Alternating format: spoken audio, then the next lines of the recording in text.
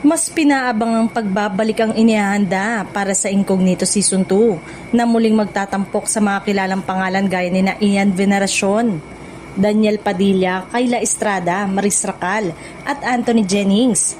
Nakita na rin sila na kasalukuyang nagsushooting ng ilang eksena para sa bagong season. Mas lalo pang naging interesante ang bagong season dahil kabilang din sa mga pangalang pinag-uusapan sina Carlo Aquino at Jane De Leon.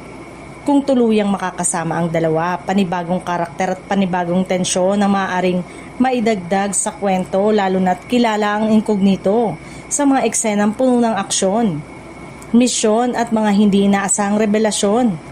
Sa unang season, naging sentro ng kwento ang grupo ng mga dating sundalo at iba pang karakter na napasok sa isang pribadong military organization.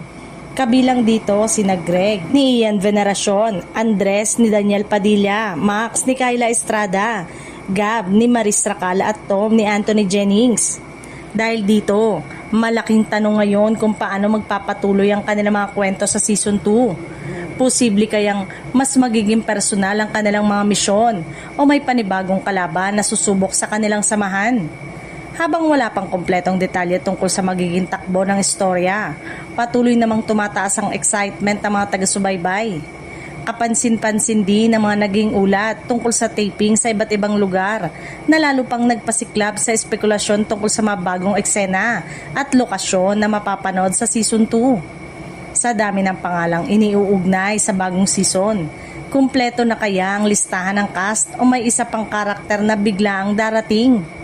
Posible ring may mga sorpresa pang hindi muna ibinubunyag habang nagpapatuloy ang taping.